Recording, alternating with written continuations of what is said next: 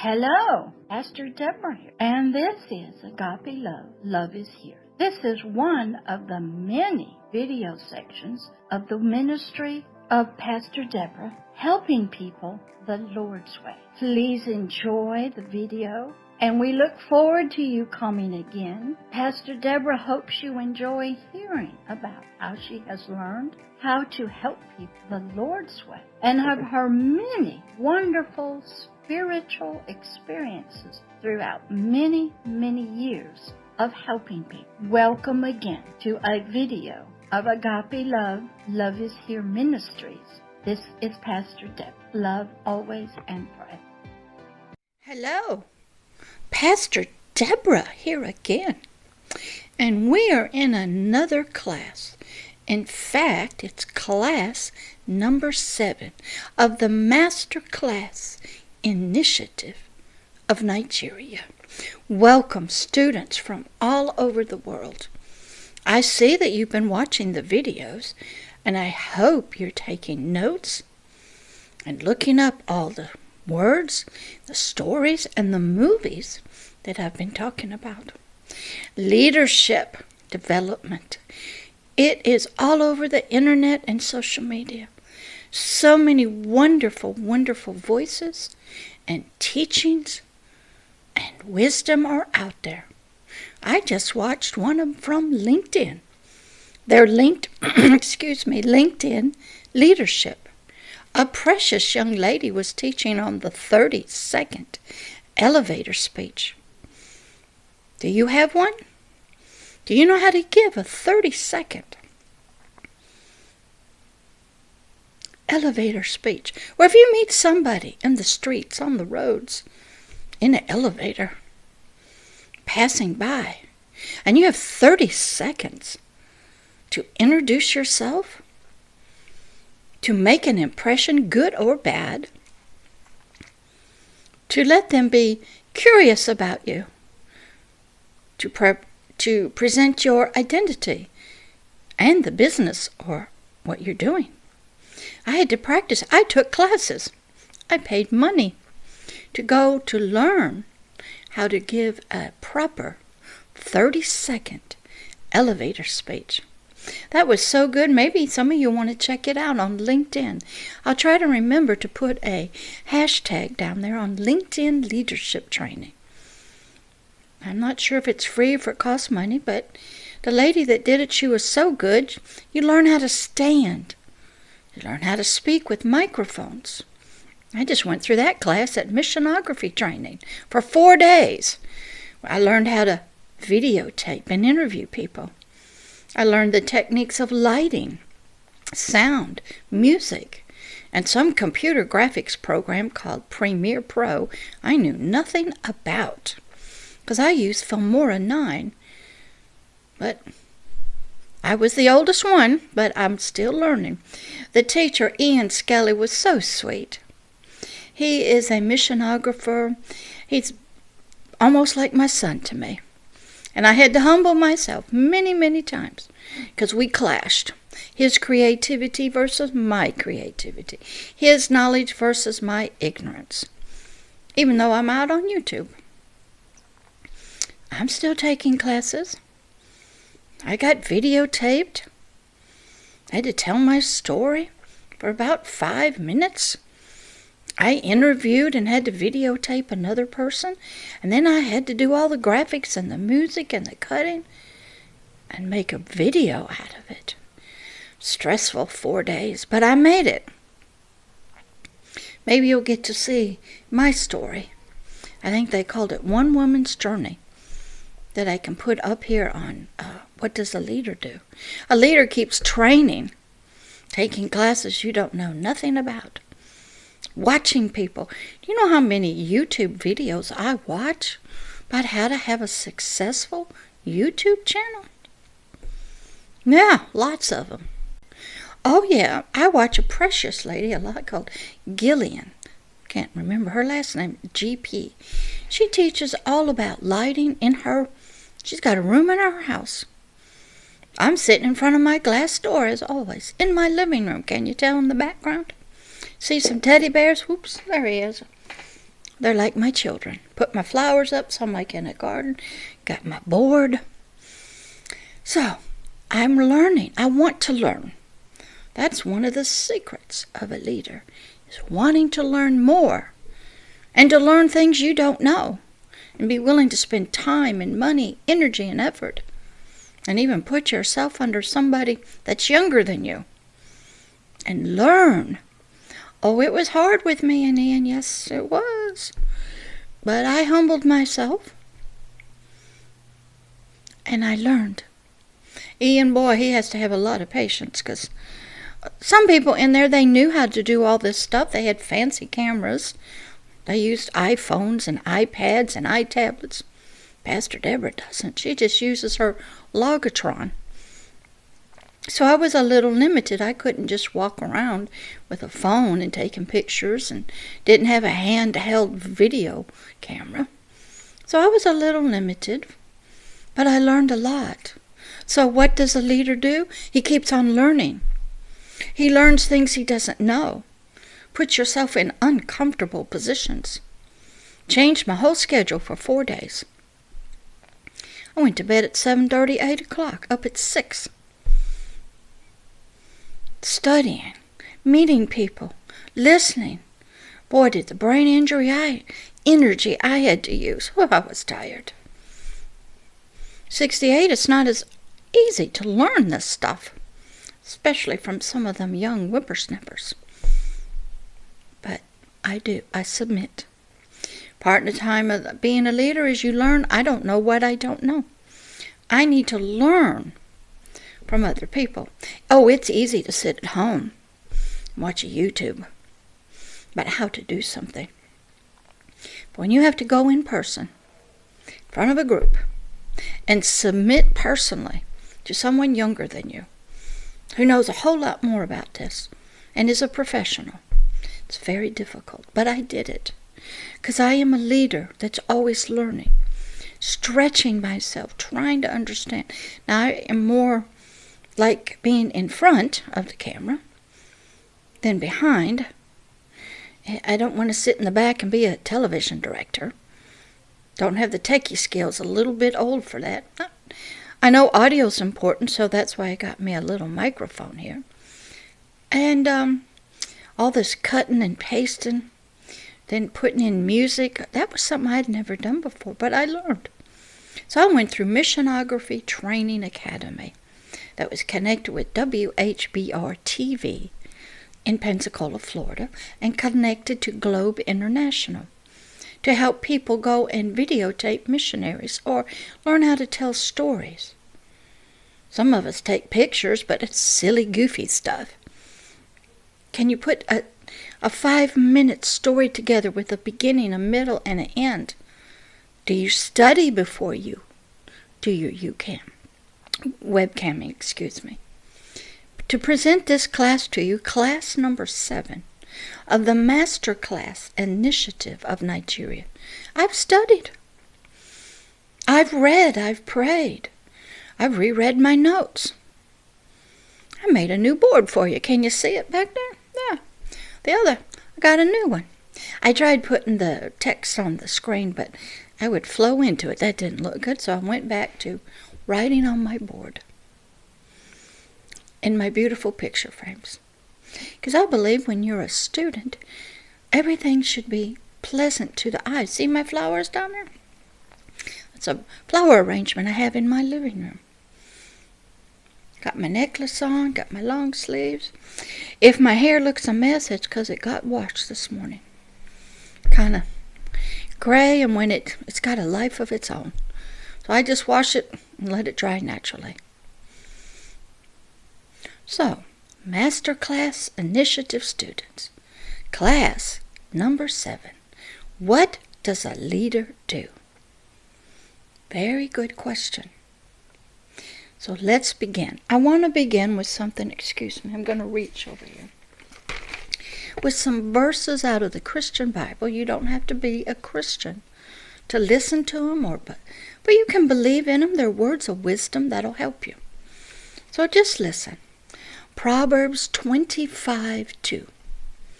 It is the glory of God to conceal a thing. Did you know gods will hide things from us? Mm-hmm.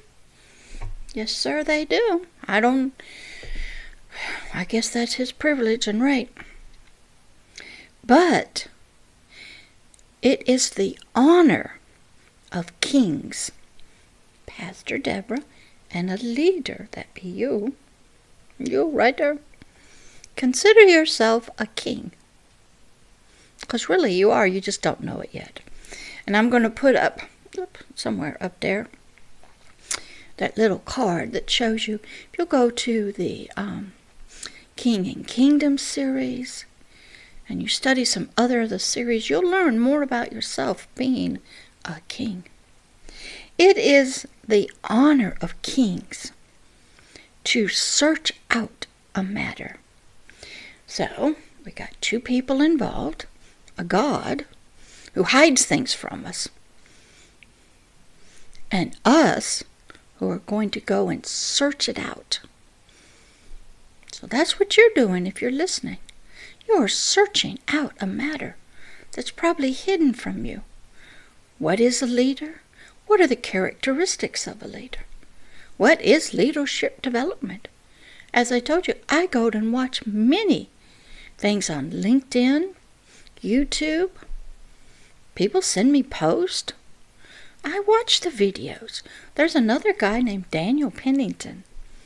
He's an excellent teacher. He's out on LinkedIn. Excellent teacher. I'll put his hashtag. That teaches communication skills, speaking in front of public, how to talk better, how to organize your thoughts. Excellent teacher. You need one of those in your life. You need to learn how to give that 30-second elevator speech. You need to know how to act and dress in front of a camera. Do you know I tried different colors of lipstick? Different necklaces? When I went to that missionary training academy, I dressed with black. Black does very well in front of camera lights. I actually got to sit in while they were filming and recording at one of their shows called Christian Countdown or something. And they had to watch the time, the songs. They had to do many takes. The lights were pointed on them. I sat on camera too. And I had to wear headsets. So it's when you are becoming a leader, you must know all sides. Practice sitting in the audience. There's another great guy out there named Tony Robbins. He's a great communicator. I'm sitting here with, you would think there's no physical person in front of me, but I got to talk to the camera like you are. So I envision you sitting out there. I envision myself on a great stage with thousands and millions and billions of people just sitting, listening and watching. Took practice to learn how to do that. You'll find to become a leader, you must practice a lot. You must practice your communication skills, your speaking, your speed, your eye contact. What do you do with your hands out here? How do you talk? How do you use your hands to explain and to emphasize what you're talking about? Some people are excellent at hand gestures and talking and using their hands. Excellent. Now, I'm not quite good at that yet, but I watch them. Some people haven't overcome the fear yet, but that just takes practice. Learning how to talk into cameras, being comfortable in front of the camera. Always keeping your appearance up. Always making sure that you wear the proper clothes. That's what a leader does. He practices behind the scenes. He edits himself. He has other people look at it. When I make a video, I do a 25-second sort of ministry commercial, and I send it to Ian Skelley at WHPR TV called My Spot. You'll see some of those. They're on Vimeo. But I have them on the website under CTN, Christian Television Network. And I send him the raw footage, and he does his magic. And it comes out wonderful. And it's down to the nanoseconds because television is different. So leaders have to learn to talk with microphones, without microphones. They have to learn how to wave correctly, how to sit. Remember I told you, we are all like at one time Anne Hathaway, Mia, who did not know she was a princess until her grandmother came over and they told her that her father was a king. She was a mess. In the movie, The Princess Diaries, her grandmother, excuse me, sinuses, had to take her, train her, fix her hair, her dress, her walk, her talk, how to sit and wave from a car, how to sit at a table and eat. Because when you're trying to become a leader, you may not even know you are. You may think just because you graduate from college you're a leader. There's a lot more to leading than just having a degree. So these classes are to explore with you, help you to ponder and think at a deeper level. And a lot of things are hidden from you, but you must go search them out. Okay, let's go to another one. Deuteronomy 29:29. The Quran might have something in this. And the Jewish people, they know this one very well. The secret things, more secret things, belong unto the Lord, our God. Even Allah has some secret things. You don't think old Buddha and Confucius just going to give it to you free. You got to study. Put into practice what they teach you. Now, they're all trying to make you better, have a better life, be a better person, and help your nation. But you can't do it inappropriately where you offend people. You have to help people to want to change out of love and respect. So a leader has to help other people to see, to come up to their potential, so that maybe one day they too will see that they are a leader. A leader's also like a parent, raising up the children, trying to keep the family together. But those things which are revealed belong unto us. Oh, all the stuff that Confucius and Buddhism, all these gods and goddesses and Allah, they've revealed tons of stuff to us. And their books and their sayings, they belong to us. They're here for us to learn about, study, use, and apply. That's right. You have to apply it. Not just do it because you have to do it. And to our children forever. Why, Pastor Deborah? So that we may do them, obey them, reflect what we've learned, shine out what we have discovered and learned, all the image and the likeness of the words. Just doing the words.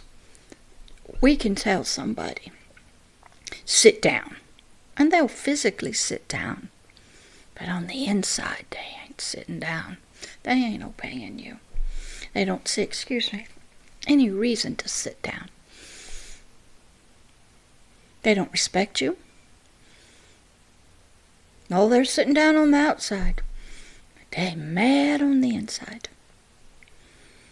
We want to be an image and a reflection of what a true leader should be. Some countries want a father figure. In Iran right now, the people are saying having a God or this religion and these imams and stuff, that's wonderful, but we want a father figure. We had it with our kings because most people feel like children of a nation. They want one person to comfort them, lead them, where they feel like they're a family. And through religion, boy, we've got that all fragmented out. We got pastors and imams and monks and all kinds of different people saying different things. And then we got elected presidents and prime ministers, and they don't seem to be under the same kind of God that we want to serve. It is a mess. It is a mess out there. I hope you've seen that too. So these words that we discover, these words of wisdom from Buddha and Confucius, even from the Quran, they are words to help us. But you can speak harsh words. You can force people to obey them. What do you think the secret of a leader is? To get somebody to want to do what you are suggesting is best. That's right. A leader doesn't force you. But sometimes they have to. Sometimes the leader has to make changes in order to get money, because the insurance companies won't pay unless you're certified. You have to have inspections in hospitals and places. You have to have oversight committees. Why? Because they don't trust you. Businesses will cut corners. Have you ever noticed that? To save money. Because they're really working for the god called Mammon. The lust of money. I want you to go watch the first 3 Hobbit movies about the Hobbit, the unexpected journey, the decimation of Smaug, and the 5 armies. Learn about Smaug the dragon. Learn about his lust for gold. Learn even before he got on it, how it made King of Erebor, the grandfather, go mad. There was a sickness, a disease that comes through greed. He just looked at the gold. He loved it so much. Made him go mad and sick. And you see that throughout. Thorin actually went that way in the final movie. You'll see their attitudes change, their personalities change. They become angry and fearful and jealous. He had to take his hat off to return to the real person he was. The love of money and gold and silver, possessions. Did you know that some people just think people are possessions? As many of them as I can have, then I'm a leader. Some people think artwork, owning ancient treasures out of Egypt. But they got something special. So yes, things and people, but the one that I want you to study about is the greed, the sickness of greed, the lust of it. Smaug had it. And he wasn't going to give up, and go study him in the movies. Write down all his characteristics. And see his anger and his jealousy. Listen to them talk about the sickness that comes from desiring such gold. Nowadays, you can get the same sickness because your desire for money, riches, wealth, reputation, sex. Some people have a problem with that. They'll lie, cheat, and steal. They'll do anything necessary to get property and houses and positions. We see that all the time. And they're vulnerable people when they are like that, because they want something so bad. They are blinded. And they've actually gone off into that world where they can't see correctly. So what does a leader do? You need to be aware of that. You need to look at yourself. All of us have it. It's in our soul. It's called the lust of the eyes, the lust of the flesh, and the pride of life. So let's begin now with class number 7. What does a leader do? Before I really get into what I wrote up, I'm going to give you a couple more wonderful words of wisdom out of the Christian Bible. Remember, if you're not a Christian, that's okay. You can still use them. Do you know the Quran is mostly the Old Testament of the Jewish Bible? Can you believe that? Very interesting. The Orthodox Jewish, they're still in the Old Testament. And guess what? That's where I'm fixing to go. So everybody can listen to this. It is okay to listen to other words. Then you evaluate them. And you decide if they're flesh or spirit. Then you decide what kind of spirit and God is behind them. Because there are a lot of gods. Do you know what comes up on my computer when I turned it on? It's a beautiful tower that's right on a lake or a stream. And it is a temple dedicated to the goddess of that river or that lake. Beautiful structure. There's a lot of gods out there. There's a God of this age. There's a God of this world. There's a God up in heaven and even the third heavens. There's a God that was a creator of everything.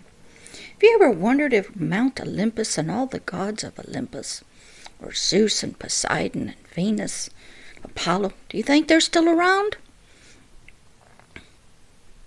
Did you know in Islam they believe in that spiritual world? They got things called jinns. Go study Arabian Nights. They believe in it. Oh, yeah. They believe in the bad stuff. So does Pastor Deborah. Pastor Deborah has been trained and educated to recognize them and to deal with them appropriately if necessary. There's a lot of gods out there. A lot of people. That's right. All of religion can help us if we study it. You know, I just studied Gilgamesh cuneiform. I love to study ancient Egypt. They believed in connections to gods. They believed in demons in the underworld. They believed there was chaos on the earth. Go study the ancient Greeks. They believed. Ancient Rome. They believed. Go back into ancient China. They believed. What do you think the dragon is? How about the Vikings and Valhalla? Yeah. Every civilization. The American Indians had the Great Spirit in the sky. And they all believed that they should be a part of our lives. We should be praying to them. They should be helping us. They used to pray to them all the time.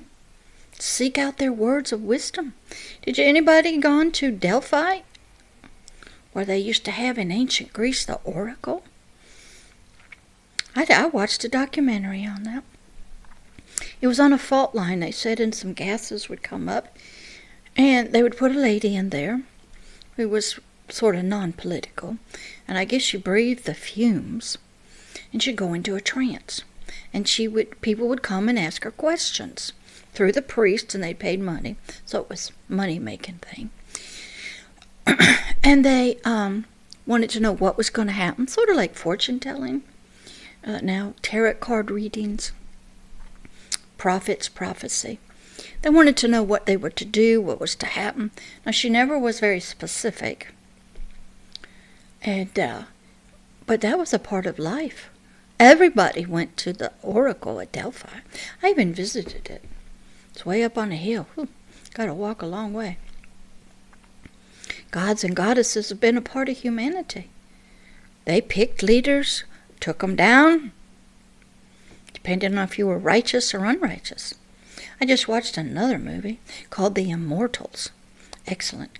It deals a lot with the Titans and Athens and Greece, and about legacy, and about a nation being a children, and power and greed and That's great to watch.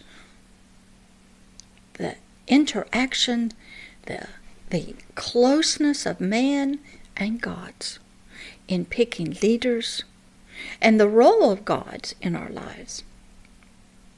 You want to learn and study the importance of having a God in your life as a leader. Go watch Homer's Odyssey.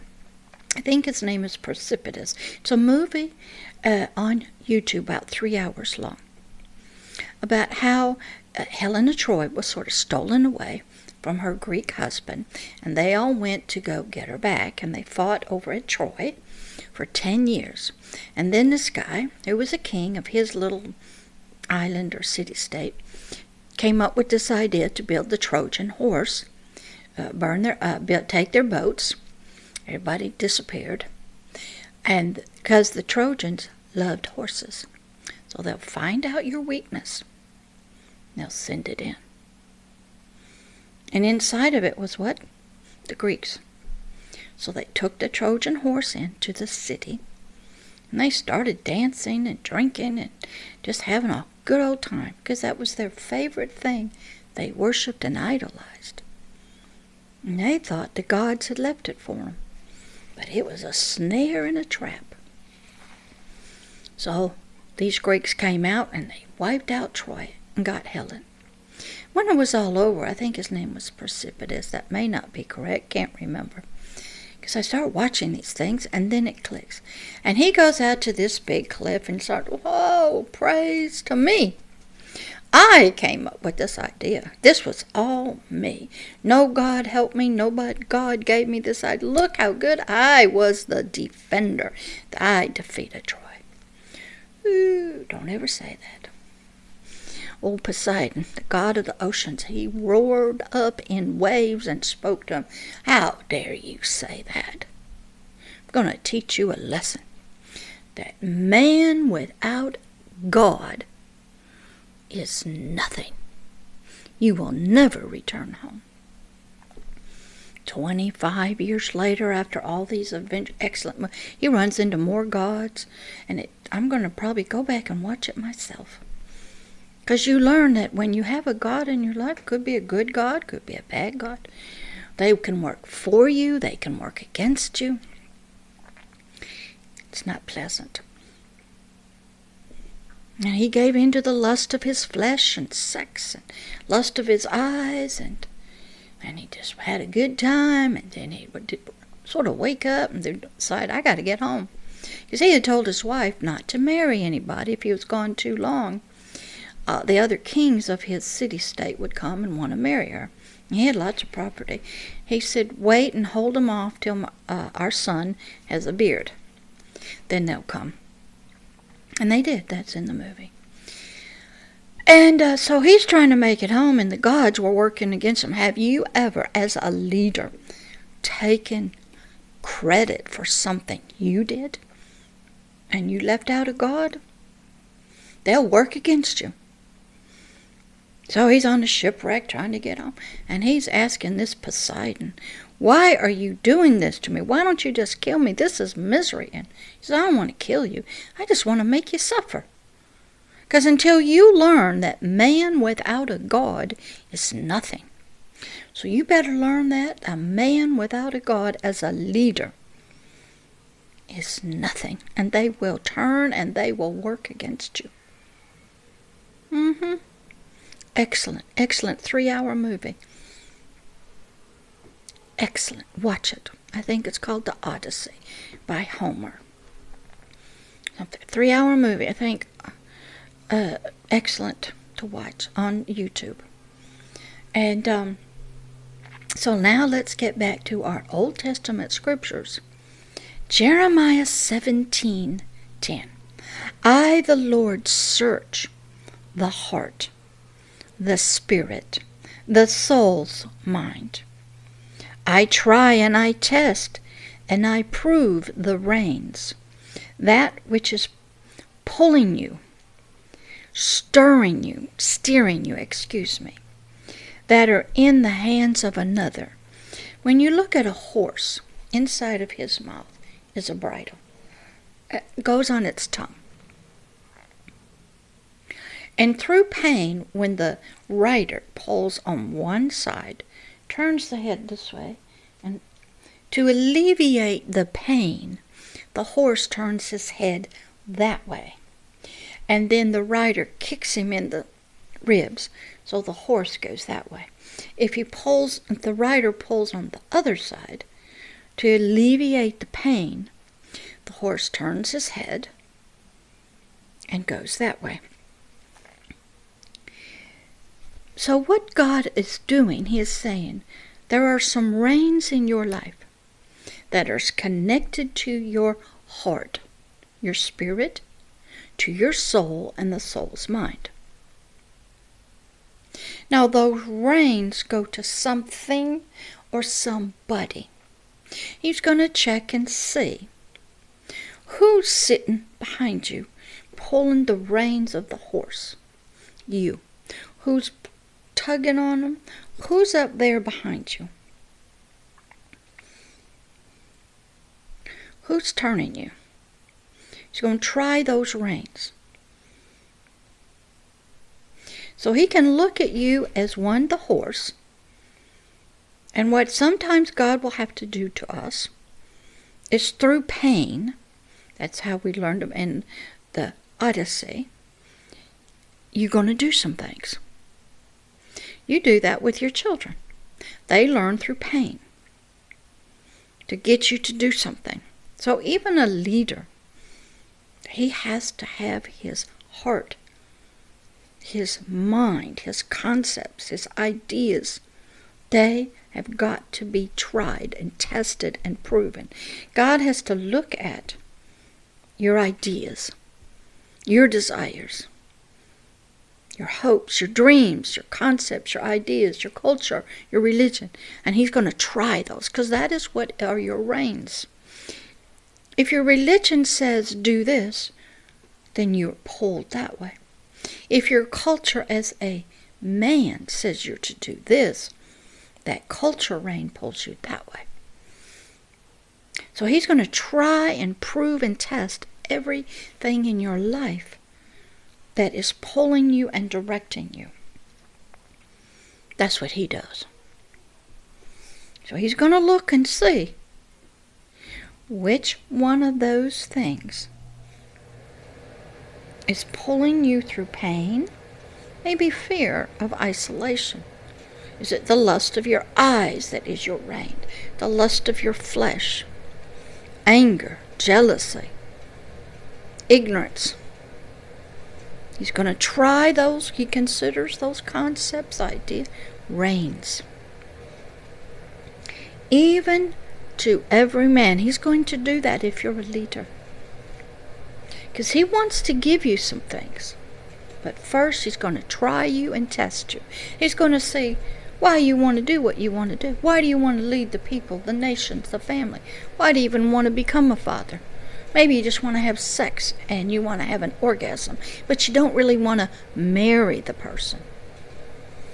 You just want pleasure. You don't want the responsibility.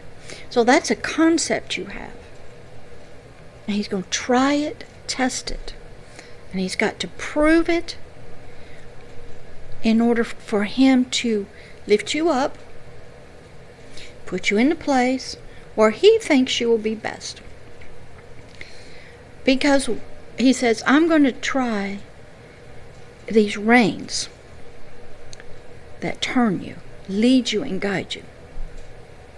Even to every man, according to the fruit, the endings, the fulfillment of your doings. All right, so let's say we have the horse. It has a bridle on it. That's like you. You have concepts, ideas, thoughts, feelings, beliefs, culture. Okay, you have your own ideas of what a leader is to do. When I get there, I'm going to do this. Now He's going to take those reins, those thoughts, those feelings, those attitudes, even if there's wounds in there, and you're just doing this to get back at people. He's going to see if you keep going in that direction right over there, and that's turning you. What will be the fruit? Will you get where you want to get to? Will you get where this leader, this God wants you to get to? He won't know. He can look. Like if you stay on a road and you're trying to get to another city, he can look, you're on the wrong road. You keep going off this way, not that way. But if you keep staying on this road, you will get to that city. So I'm trying your determination, your dedication, your wisdom, the instructions you're learning to go from one place to another. So the fruit of those rains would be that you got to the other city that you want to go to. That's the fruit. You arrived at your destination.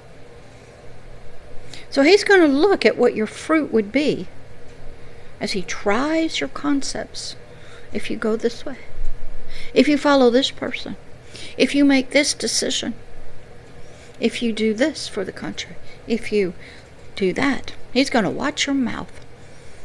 He's going to listen to you if you say one thing to us and one thing to behind the scenes. If you make secret deals, he's going to see if you make secret deals with countries that are not really nice. And it's all so that you will get reelected. But it might help the community. But the deal you made is they'll give you what you want, and they'll get what they want. Control in your nation. Well, some nations, they might rip off other nations. Make a lot of money. To take that money and build a dam or a school or something in a poor country. And they think, and you believe they just love you so much.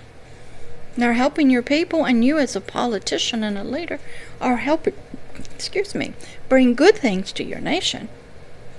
But you don't realize what's behind the scene, and you probably don't even care. So when you can't repay the debt back, they go, that's fine. You're going to give us ownership of it. You're going to give us this land, and you're going to do what we tell you to do, and you're going to support us, and you're going to talk about us in a good light, because you owe us money. Once you get in debt to people, you're no longer a leader. You're just a slave. Let's go on to another one. Lamentations 3:40. I'm going to get to what does a leader do. I've got it written out. But a lot of times you have to have some background. You've got to think. I want all of you that read the Quran to go to it. Start studying what Muhammad says about a leadership in there.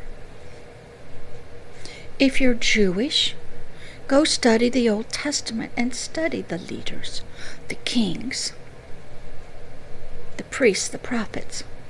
If you're Christian, go read and study Jesus Christ. Study the Old Testament. If you're Buddha, you go listen to him. He's got some words of wisdom. My goodness. Confucius, he's got some words also. Go study. What do all of these people say about leaders, leadership, training, requirements? And then what are you supposed to do? Make notes. Study your nation's ancient history. All of the leaders. Read their biographies. Watch the movies. Go back and watch movies. Study the ancient dictators. A lot of good ones, a lot of bad ones. Study what got people into wars. What were they fighting about? Go study. Lamentations 3:40. Let us search and try, test, prove our ways, and then turn again to the Lord. You're going to have to stop and look at your ways, the reins that are turning you this way, going that way, leading you off this way. Maybe you stop the horse and you don't do anything. Maybe you gallop right past it and just don't even look. Sometimes you ignore situations. Don't even hear it. Don't want to look at it. Don't want to talk about it. Your reins will be tried by the gods, believe it or not, and by all of us. We may not see your fruit right away, because you may talk to us over a microphone and say, trust me, vote for me. I'm going to do this, this, and this. I promise this for you. If you vote for this bill, good things will happen. Oh, I promise you this is not going to happen, period. Oh, I'm not really allowed to do this by our Constitution, but I think it's a good idea. I'll take my pen, and I'll take my phone, and I'll do an executive order. And then your courts uphold an illegal law. Done all the time, just had it happen here in America.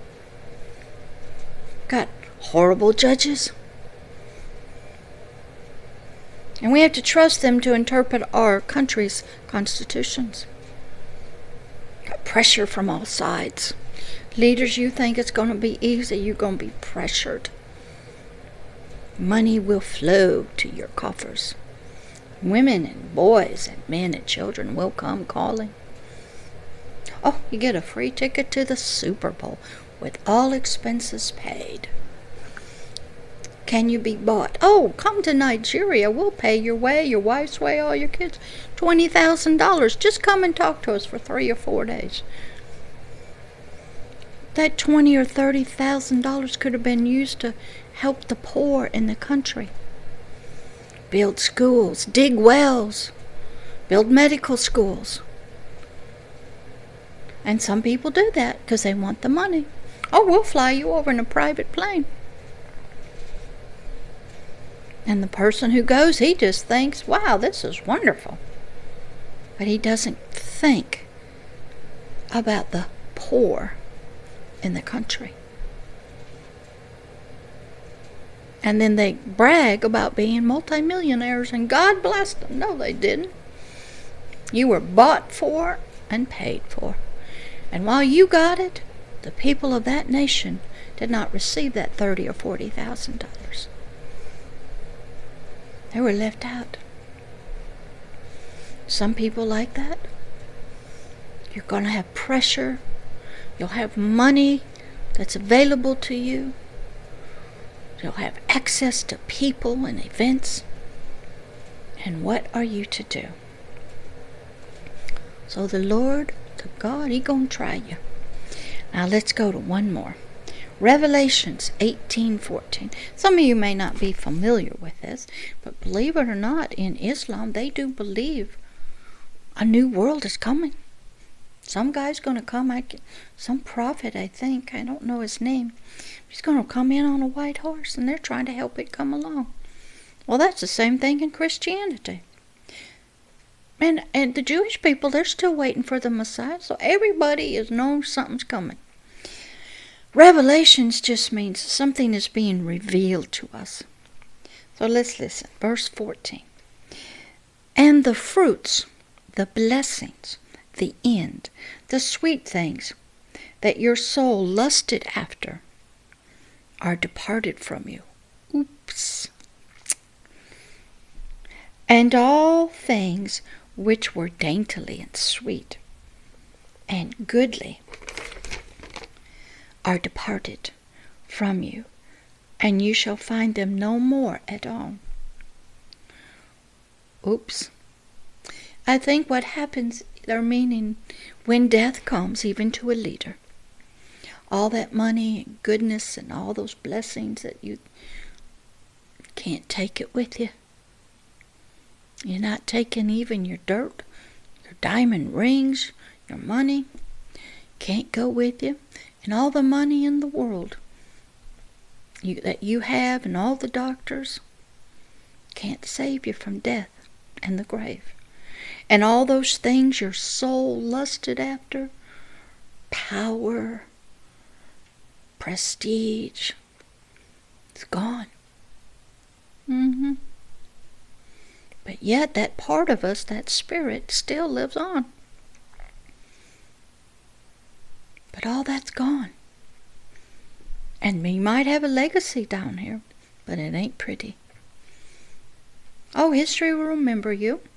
There'll be movies made of you and books written, or you could be totally forgotten. I like to use Nelson Mandela. He was a black man in South Africa. He was a lawyer, trained and educated in England, because England was one of the colonial powers in South Africa. Well, there was a big mess down there we know called apartheid. Well, he came back and got thrown into prison. I don't remember exactly what for. Lost his wife. I think her name was Winnie.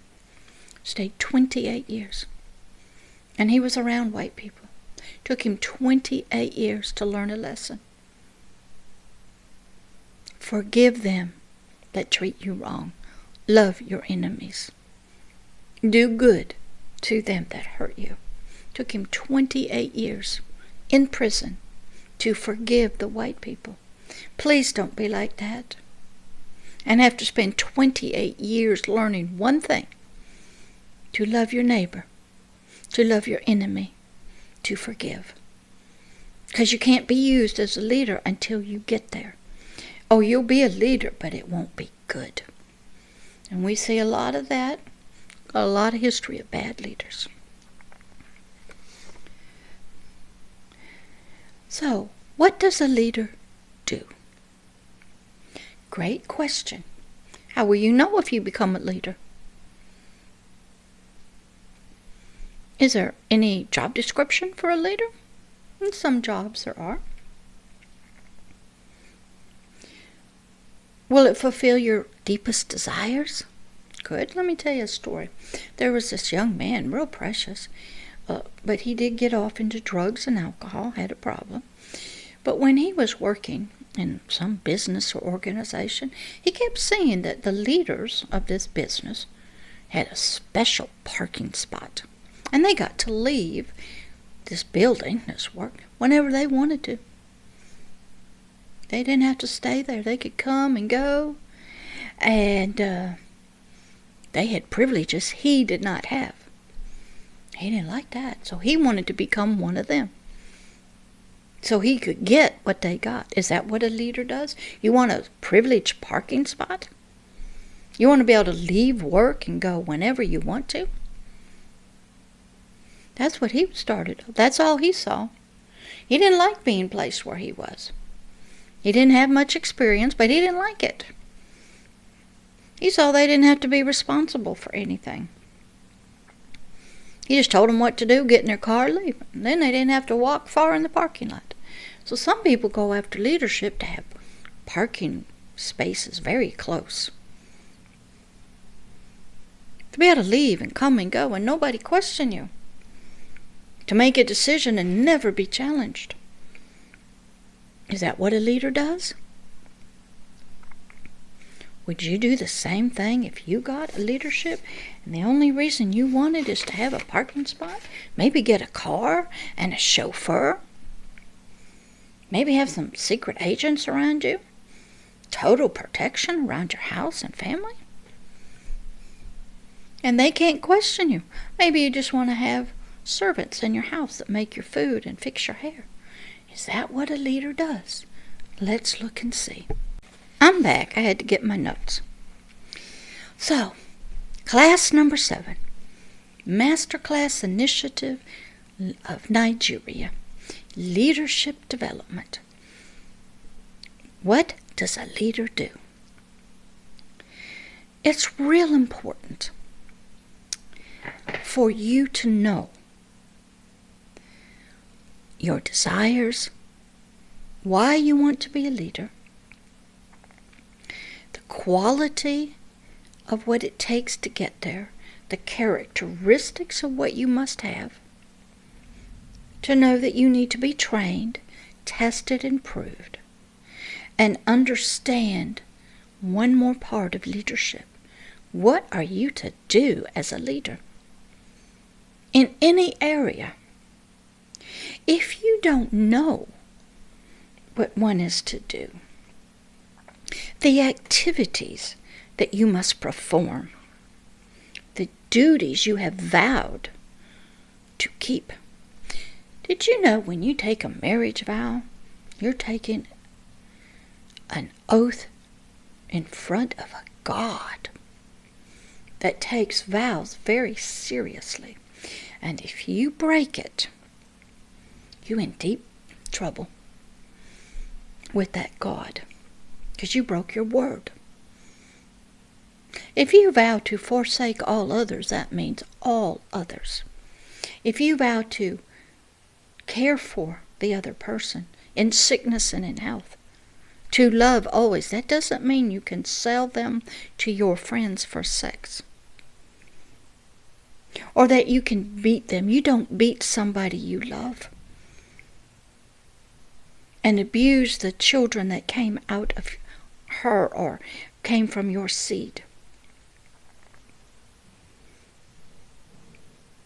Does your religion say that it's okay to break a vow before a God? They take it very seriously. Bad things will happen to you when you break your word that you gave to a God. When you get married, or you express partnership, or you even sign a contract with a company to be the leader. It's a vow. Your word is given, and you decide to break it. Now, I'm not saying they won't decide to break their vow, because they do. But you must know the activities, the duties, responsibilities that are connected with being a leader, with the office, with the title. There's great respect that must go. Can somebody say, I want to listen to you. Your words are wise. I believe what you say. I trust you. Or is that all a show and fake? And behind the scenes, you're doing something else.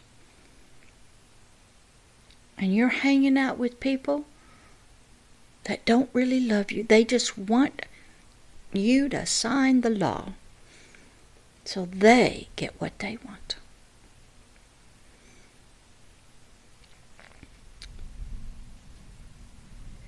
What is the position that a leader holds in a family, a neighborhood, a church, a synagogue, in the temple, in the mosque? If you're a policeman, just a family member, a business owner, what does a leader look like to the rest of us? Some of it's written in law when you go and look at a job description. All the jobs I had said when you become a leader, there were many duties that were not assigned. Now let me show you the difference, what a leader is. I'll use the military. In the military, we had the enlisted, those who did not graduate from college, very smart, talented people, mechanics, very learned. But in the military, you were an enlisted person if you did not have a college degree. You were an officer if you had a college degree. And then there were different levels, as we know, in the military. The rules were, the enlisted, the young ones, they worked, we'll say, 8 to 5, blue collar. If you had a master chief in there, he was a manager. He had to manage all of those young enlisted people. And he had to also be very close to the officer who may not know diddly squat. In the Navy, a lot of your officers graduated, didn't know anything about the ship.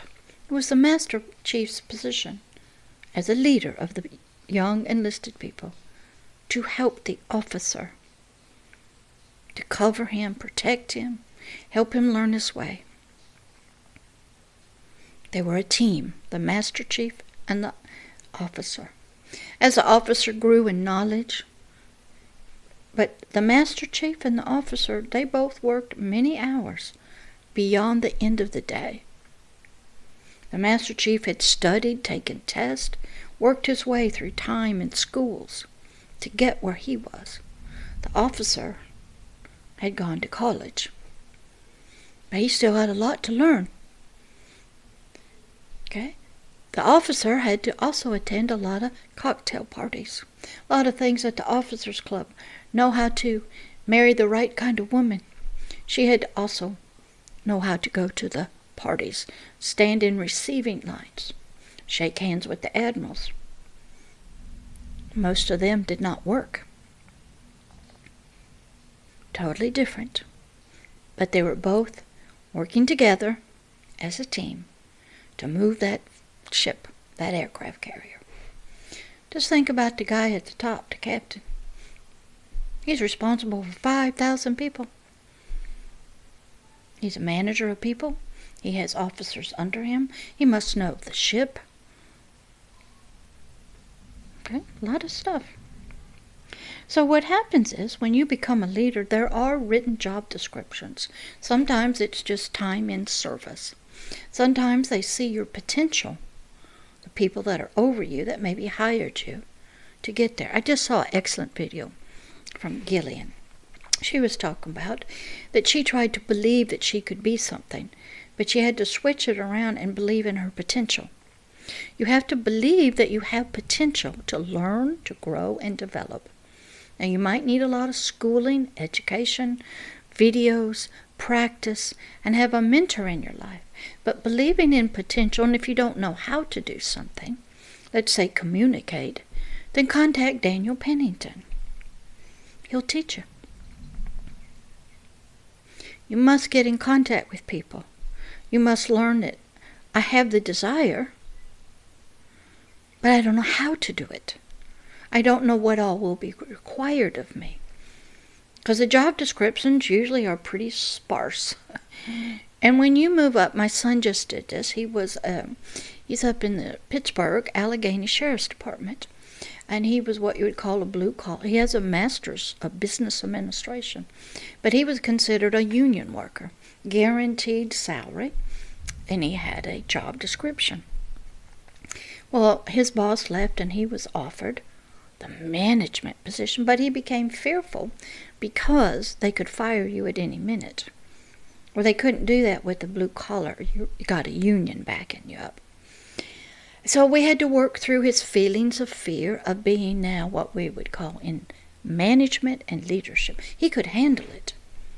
But there was fear of being, well, they could fire me, yes. But the pay was much better, yes. The hours are longer, yes. But he didn't have anything but himself and his God protecting him. And a good supervisor. Thank you. But we had to go through that because he was going from a follower to a leader.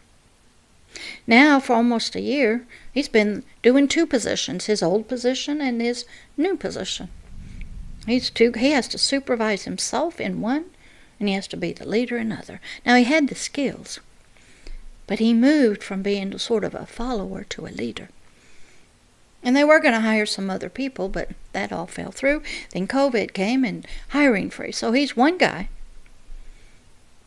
He can handle it, that's no problem. But we had to work through for many, many months the fear of giving up guaranteed union job and guaranteed salary increases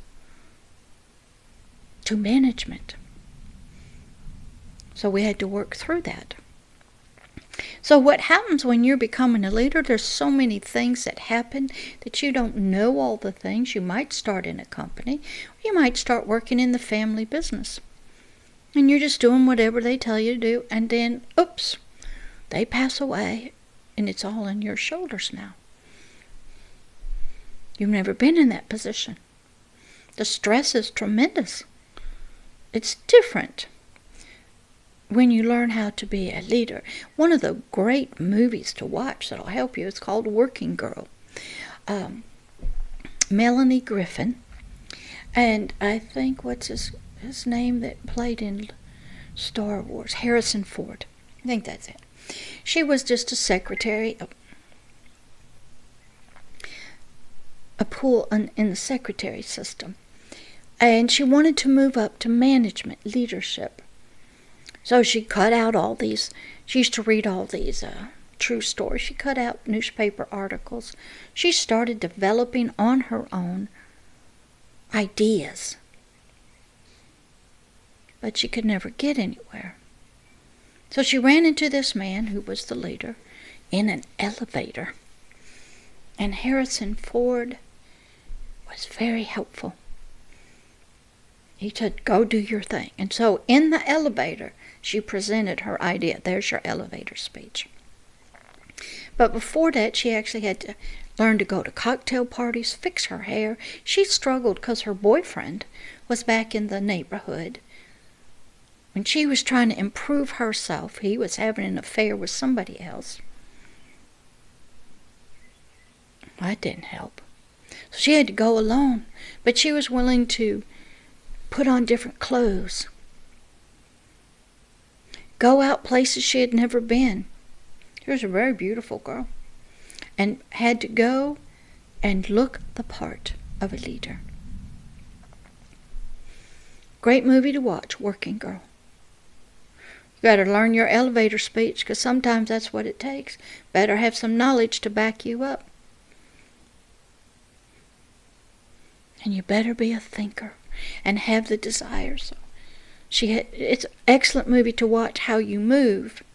And then you need supportive people in your life, because it's different being a manager and a leader than just a part of the others. So what does a leader do? There's after-hour meetings. In the military, the officers must learn how to go to the officers' club. Must learn how to go to the cocktail parties. You don't have to drink. My dad didn't drink. He'd hold a Coke, looked like bourbon. You got to hold a plate of food, how to eat in public correctly, how to wear gloves and your dress uniforms that were all stuffy. The females had to learn how, if it was before 4:30, the length of the dress and the style was a certain thing. After 5:30, the length of the dress and the style was different. You needed to learn how to dance, two people holding hands, doing waltzes, gracefully dancing on the dance floor.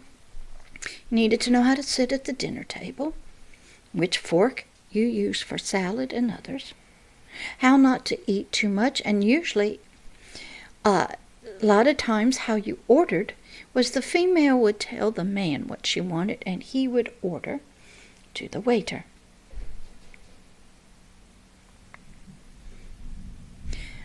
Go watch Pretty Woman. Help you see the change that must occur. So when you move into leadership, your eating habits must change, your dress, how you talk. Can't chew gum, can't smoke cigarettes. You must be able to do business at a dinner table. Men must be able to put on coat and ties. Always on display, physically, in front of people. That's an unwritten dress code to be a leader. When you go to work, I see it, people wearing shorts, flip-flops. They have no idea what colors match. Did you know some people, they want to have beautiful tan skin. They think it's pretty. But if you look back in history, some of the most beautiful women had white, pure skin. If you have dark skin, they want to have white skin. It is just nuts out there. But you must learn the social customs of being a leader. That is what a leader does. A lot is done on the golf course. That's why so many leaders play golf. Done at dinner tables. Do you know how to do Zoom meetings? Do you know how to talk on the telephone knowing that other people are listening in? Cameras are always on you. Do you know how to dress appropriately? Maybe you need to lose weight. Do you know how to go to these state dinners? Do you know how to eat properly? Do you know the kind of table talk you should have? Can you talk to strangers sitting next to you? Do you know how to go through a line and curtsy and bow to a king or a queen? Or to shake hands? For a woman, do you wear short gloves, long gloves? What kind of jewelry should you wear after certain hours? Do you wear hose or no hose? Are your fingernails kept clean? Pictures are flying. The cameras are taking pictures. These are some of the unwritten of what does a leader do. What are the social customs that a leader must do? What are the communication skills a leader must do? Are you aware of the secret realm that's going on? Unspoken words and gestures and smiles? How do you use words to give orders to others? Is that what a leader does? And to know that all the time you're on display, you're being recorded. Every cell phone, every text, every Twitter. They're taking pictures of you. They're trying to dig into your life. You got anything that you don't want coming out? What does a leader do? There's no books for this stuff. And if you don't know, then guess what? You're in trouble. What does a leader do? He must be effective. What does that mean? I guess different things to different people. Some people would say, just don't do anything and you'll be effective. Don't rock the boat. Don't drain the swamp. Just keep doing what the government system has always done. Is that what a leader does? Do you need abilities as a visionary? Do you need to be a visionary yourself? Or whatever it is, do you just go along like if you become a mother? Do you just do what your grandmother did? Let me tell you a wonderful story. This is so funny. There was a man, he got married, and it comes to a time to cook a ham. Maybe a special family time or something. And I know some of you people don't eat ham, or you could use anything else you want to. And the lady cut off part of the ham to put it in a pan. And the husband said, "What are you doing? You're wasting all of that meat." She said, "Well, that's what my mother did. And that's the only way I know how to cook." So this young husband went to this his wife's mother and said, "Did you do that?" "Yeah, I did." "Well, why?" "Because my mother did." So he went to the grandmother. "Why did you do that?" "Well, the pan was too small for the piece of meat that I had." So from that, a child learned from their mother, cut off the piece of that. There was no explanation to why. Then that mother passed it on to her daughter, and this man, from 3 generations, is learning. You could have leadership skills and knowledge, what has been passed on to you, and abilities from your grandparents, and how you would run a system. So maybe your family or your ancestors taught you wrong. Maybe their form of leadership was different, warring, dictator. Nobody was to question you.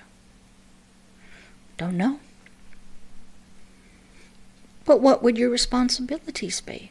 If you're elected, are you there to serve the system or the people who elected you? Well, what about here, like here in America? Half the country doesn't vote for you. Well, how do you serve them? They don't want you there. Now what does a leader do? When half of the country doesn't want you, don't like you, didn't vote for you, how do you help them? That is hard for a leader to do. So then a leader must have other helpers like judges, Congress, Senate, local governors of states. Keep people in order. Everybody waits for the next election to kick you out and get somebody else. Are you there? What does a leader do?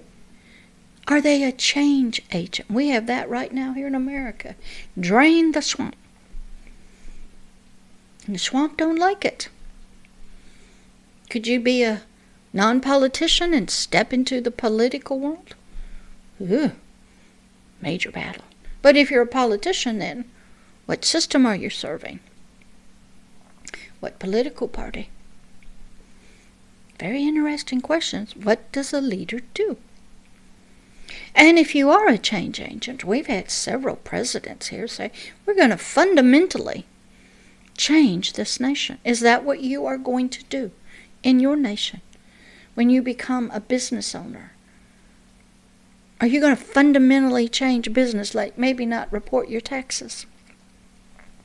Rip off your people? Pay them extra? What? Are you a change agent? Are you a transformative leader? Or how do you transform something and make it better, that you believe is better? Well, do you have any followers that are going to help you? Very interesting. Learning the duties of what a leader does and its responsibilities is vital and important. Just your very own life, learning how to lead yourself, your spirit, your soul, and your body. You're going to have war. Your soul's not going to want to do what your spirit wants to do. Oh, it might do it, but it might be very angry. So just learning to be a leader within yourself, where your spirit rules you. And this God you're connected to is working with your spirit. And your spirit is now working all that new information out to the soul. And the soul is going, yes, I agree. I must change. The way I've been thinking, feeling, the things I've used as my reins, my anger, my frustration. We're not going to do that anymore. We're going to forgive people and love people. We're going to set our wants aside to help the poor. What does a leader do? Is it just a slave to the system that's there? Most days now we don't have kings, and it continues in one family. The king, as you know, in many countries, if you've studied, they used to be the absolute authority. Now they had people helping them, advising them. But the kings looked at it, that was my personal property. We had good kings and good queens. But their lives were not normal, as you would. So when you do become a leader, your life is not going to be the same. You'll have many more hours of work, study, learning. Your family may come second. But where do you put your God? Pastors have this trouble when they get called to be a pastor or a minister, or imam, a rabbi. Do you put God first in your life and family second? Do you put God first and your membership and the people you teach second and your family third? A lot of problems happen within these groups of leaders because they not have clear distinctions of the order that it should be. Your life will not be normal as a leader. You'll have to work longer hours, way beyond 5 o'clock. You'll be studying late into the night, improving yourself, studying, learning, reading. You'll get very little sleep. Is that what a leader does? Yes. You have major decisions. You'll have to take the responsibility for the good and the bad. You must know all the facts. You'll be reading, studying, listening to your counsel and your advisors. If you're a mother, who are your advisors to raise your children? Your ancestors, your mother, the father, your religious leaders? If you're a father, who's your mentors? Who are you listening to? If you're a business owner, who are you listening to? Or will you be a free will person that says, I'm here, you've elected me, but I'm not a part of this system. There's all kinds of leaders. I've watched them over my many years. Some are good, some are bad. some lie right to the cameras. That's not the truth. Period. That ain't going to happen. And lo and behold, it happens. And they don't apologize. They don't correct their mistakes. We had one here that says, hey, if I can't get what I want, I'll use my pen, and I'll use my phone. I'll make laws by executive order. He did. And the Supreme Court's upholding it, even though it's unconstitutional. What is that? That throws away the Constitution of your nation. Judges are not righteous. Just because it's been there for a long time. They'll twist and pervert the nation's laws. We got that right here in America.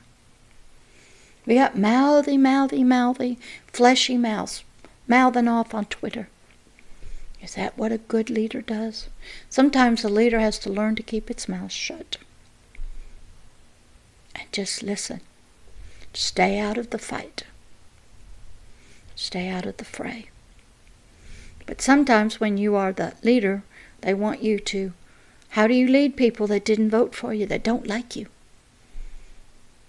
And how do you lead people that they don't want you to be a change agent, a visionary? They want what they want. We have the battle going on here. I don't know about in your country. We have the nationalist versus the globalist. We have borders versus no borders. Very interesting. We have all kinds of leaders, some that are very talkative, very informative. Some that don't do anything. They just go with the flow. So you have to learn, what does a leader do? If you're at the UN level, what do you do? If you're back at home and you're just a county judge, what do you do?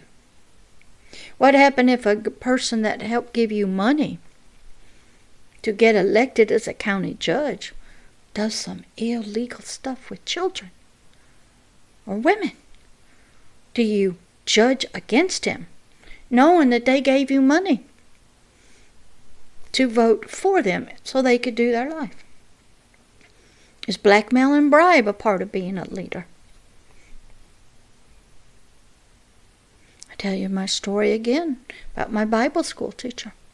God told me to talk to him in the Spirit, and I did, through a young lady named Candy. You'll have to go look at some other videos. So what happened was, he was teaching error. How would you like it if your imams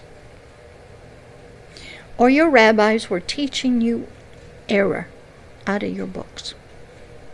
And you find that out, and you go, you got to stop doing that. Because you want to believe that what they're teaching you from this God or their God is the truth. Most of us don't like being lied to.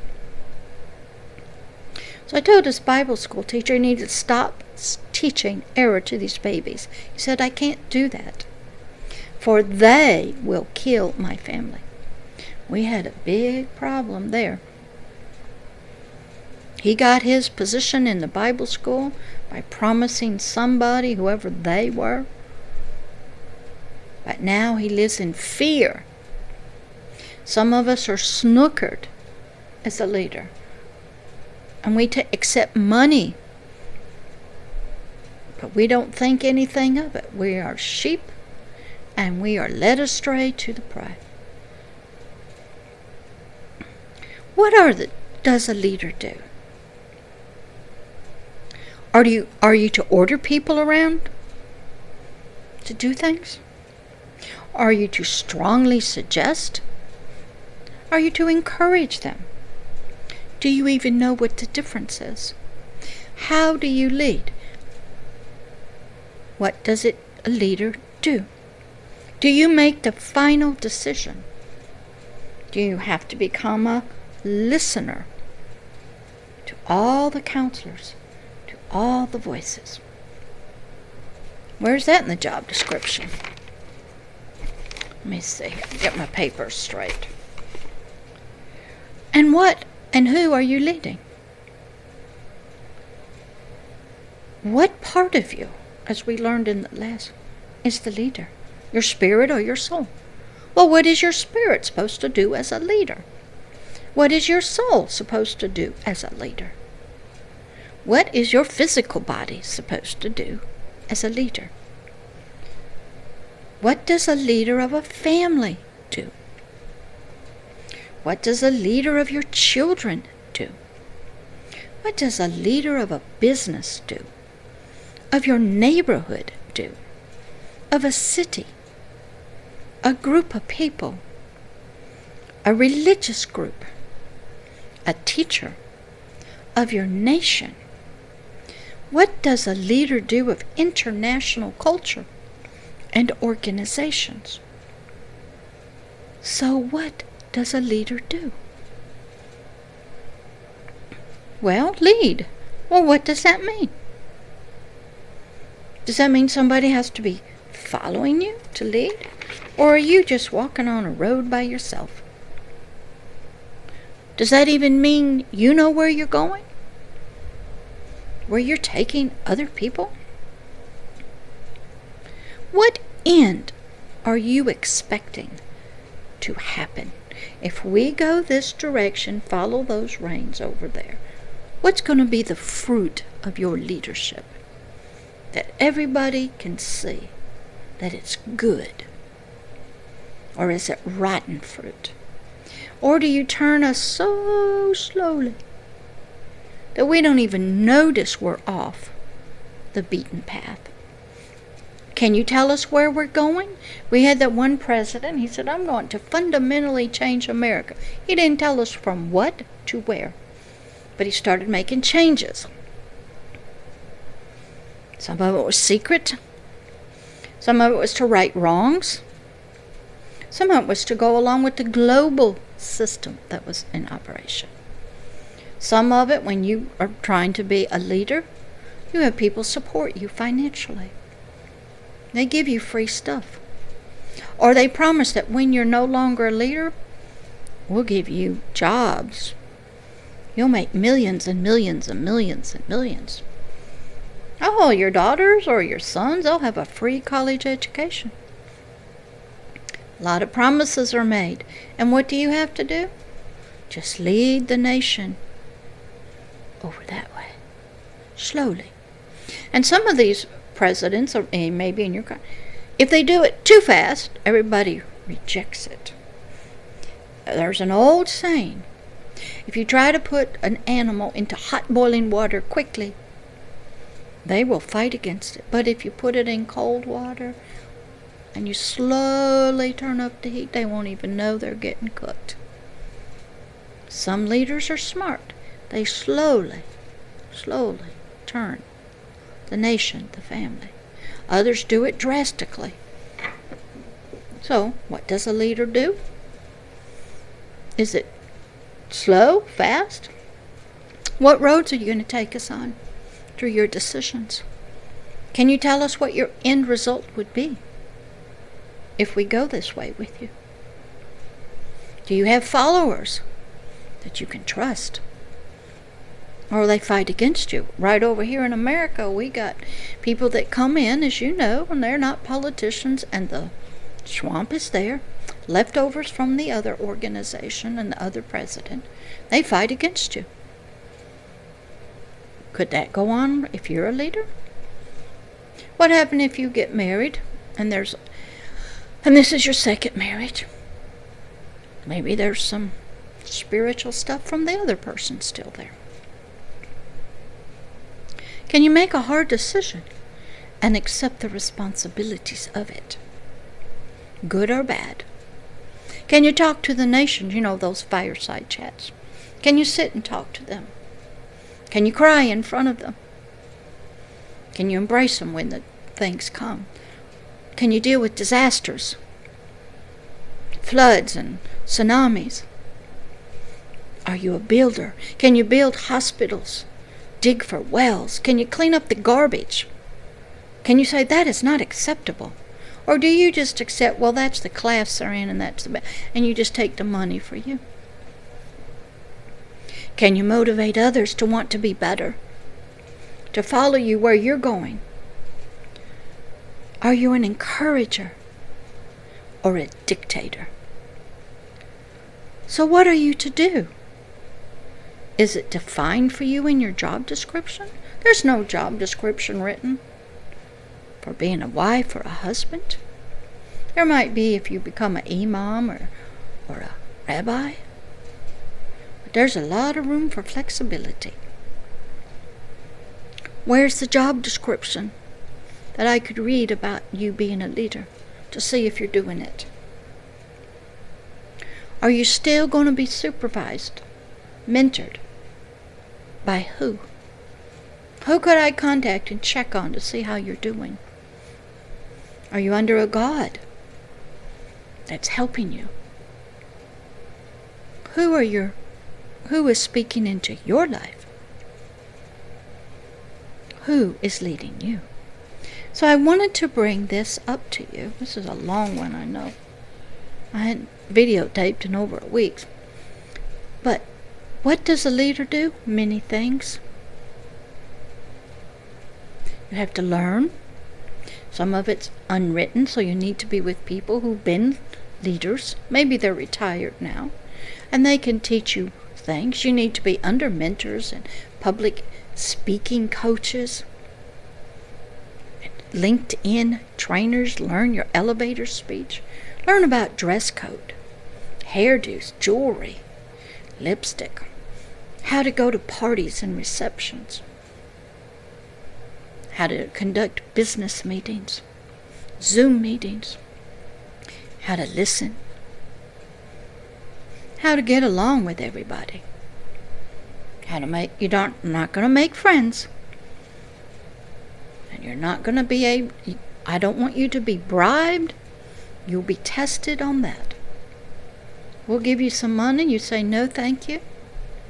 Donate it to a worthy cause.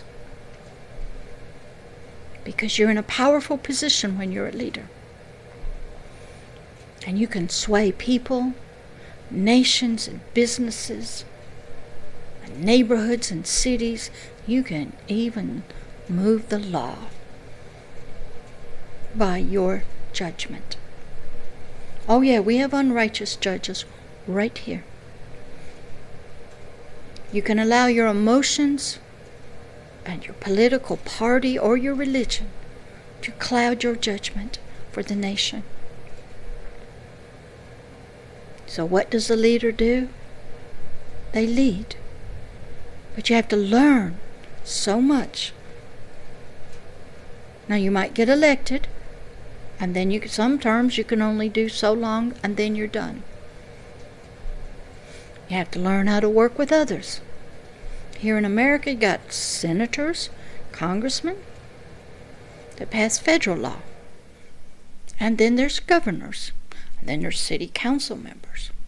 You have to know the system. Because if not, you become a dictator. Even the ancient kings of old, they had counselors who were to carry out the law. But it had to be good law for everybody. Back in Elizabeth I's case in England, there was war between the Catholics and the priests. The Catholics and the Protestants.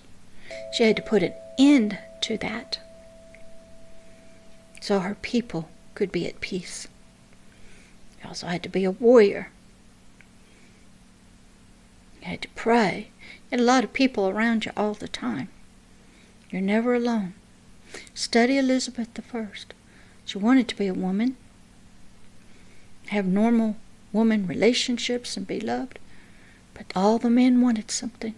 They wanted ships or positions. So she had to set that womanly love apart. Your family will pull on you. Well, why don't you spend more time with us? Your children will need you.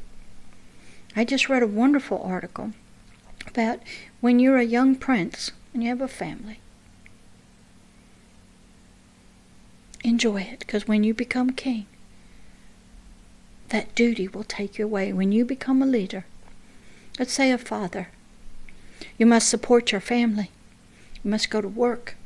You'll miss out on all the nurturing and stuff because you must pay the bills. If you become a judge, you're working. Your family comes second. So what does a leader do? A lot. Written and unwritten. Social and cultural. You must be connected to a God that supporting you and loving you, guiding you with wisdom. So what does a leader do? You got to study, learn. Know that you don't know it all, don't know how to do anything, but you must also learn to do it. So, in conclusion, what does a leader do? Lots of listening, lots of decision making, lots of looking ahead, being a visionary, but staying steady day after day, just like a mother looks forward to seeing the children raised and adults. Day in and day out, a mother speaks words of wisdom and love and comfort to the child. The father works day in and day out to secure a place for everybody to live and to feel safe. We need both. You need to be both a mother that's comforting and loving, encouraging, and a father steady, working, disciplined, caring for your family, which is maybe the nation, or maybe it's the organization or the business. You need both parts of you, a mother's side and the father's side. And then on top of that, what does a leader do? You better have a God that loves you, that you're in communication with, that can lead you moment by moment. I'll tell you how that works. I was working in the missionography training academy. I was going to tell a 2-minute story. I was practicing it going in, and God said, "Don't tell that story. I don't want that story told."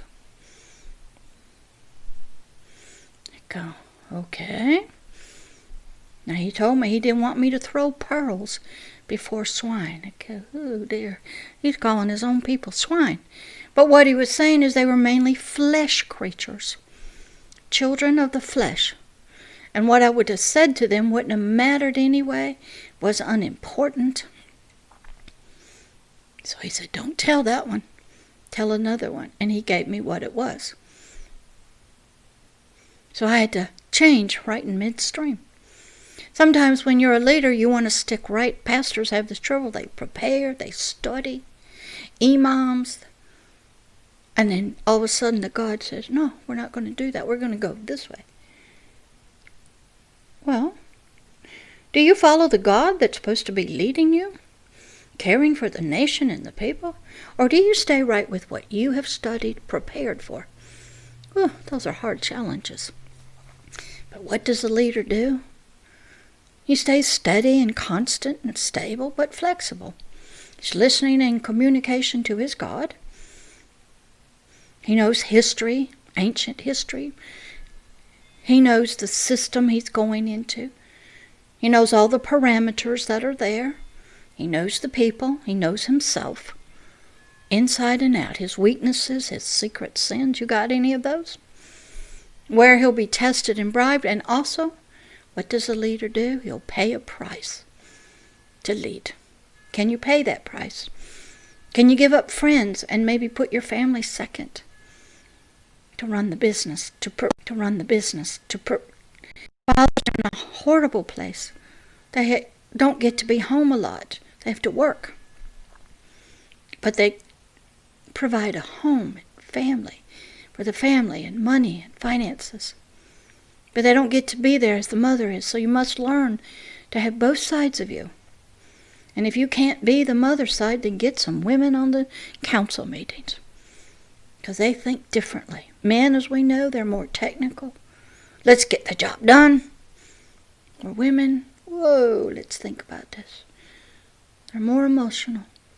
What does a leader do? A lot. So I hope that helps you in this class number 7 of Masterclass Initiative number 7. What does a leader do? I will try to put all those in the excuse me, my brain has just left me. In the description, all those links to those people I mentioned, so that you can look them up. They are wonderful teachers. Need a lot of help. Need to know how to write, speak and communicate. You need to practice in front of a camera. Practice getting dressed up like you're giving a speech. You need to have practice in council meetings. You need to practice. Not just know the law, not just know information.